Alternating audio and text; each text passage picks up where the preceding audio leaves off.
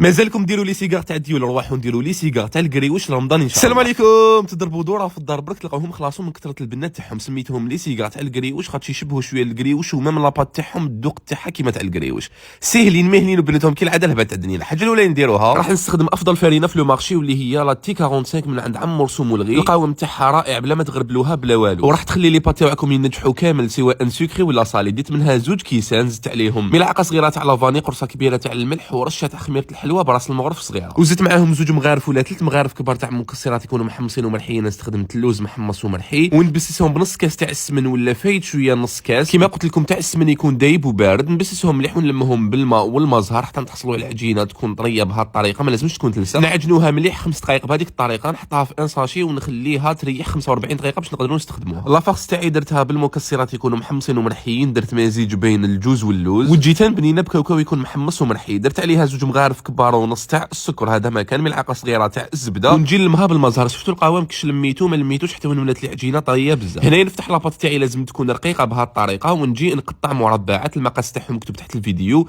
هذيك المربعات نجي نعمل لهم خطوط بهذه الطريقه، لازم يكونوا رقاق باش الحبه تاعكم تجي شابه. وفي التقطاع ما توصلوش حتى الفوق، خلوا وين تحطوا لافاكس تاعكم. دهنت هذيك البلاصه بشويه تاع الماء، حطيت لافاكس وغلقوها مليح بهذه الطريقه، ونجي نقليهم في زيت تكون سخونه، لازم تكون غامقه. طريقه الطبخ مكتوبه تحت الفيديو، هما سخونين نعسلوهم بعسيله بارده وبصحتكم. مازالكم ديروا لي سيجار تاع ديول، روحوا نديروا لي سيجار تاع الكريوش رمضان ان شاء الله. السلام عليكم. تضربوا دوره في الدار برك تلقاوهم خلاصوا من كثره البنات تاعهم، سميتهم لي سيجار تاع الكريوش خاطر يشبهوا شويه الكريوش ومام لاباط تاعهم الذوق تاعها كيما تاع الكريوش، ساهلين مهنين وبناتهم كي العاده الهبات تاع الدنيا. الحاجه الاولى نديروها راح نستخدم افضل فرينه في لو مارشي واللي هي لا تي 45 من عند عم مرسوم والغي. القوام تاعها رائع بلا ما تغربلوها بلا والو، وراح تخلي لي بات تاعكم ينجحوا كامل سواء سكري ولا صالي. ديت منها زوج كيسان، زدت عليهم ملعقه صغيره تاع لافاني، قرصه كبيره تاع الملح، ورشه تاع خميره الحلوى براس المغرف صغيره، وزدت معاهم زوج مغارف ولا ثلاث مغارف كبار تاع مكسرات يكونوا محمصين ومرحيين. استخدمت اللوز محمص ومرحي، ونبسسهم بنص كاس تاع السمن ولا فايت شويه نص كاس. كما قلت لكم تاع السمن يكون دايب وبارد، نبسسهم مليح ونلمهم بالماء والمزهر حتى نحصلوا على العجينه تكون طريه بهذه الطريقه، ما لازمش تكون تلسع. نعجنوها مليح 5 دقائق بهذيك الطريقه، نحطها في ان ساشي ونخليها تريح 45 دقيقه باش نقدروا نستخدموها. لافاكس تاعي درتها بالمكسرات يكونوا محمصين ومرحيين، درت مزيج بين الجوز واللوز، والجيتان بنينه بكاوكاو يكون محمص ومرحي. درت عليها زوج مغارف كبار ونص تاع السكر، هذا ما كان ملعقه صغيره تاع الزبده، ونجي نلمها بالمزهر. شفتوا القوام كش لميتو ما لميتوش حتى وين ولات العجينه طريه بزاف. هنا نفتح لاباط تاعي لازم تكون رقيقه بهذه الطريقه، ونجي نقطع مربعات، المقاس تاعهم مكتوب تحت الفيديو.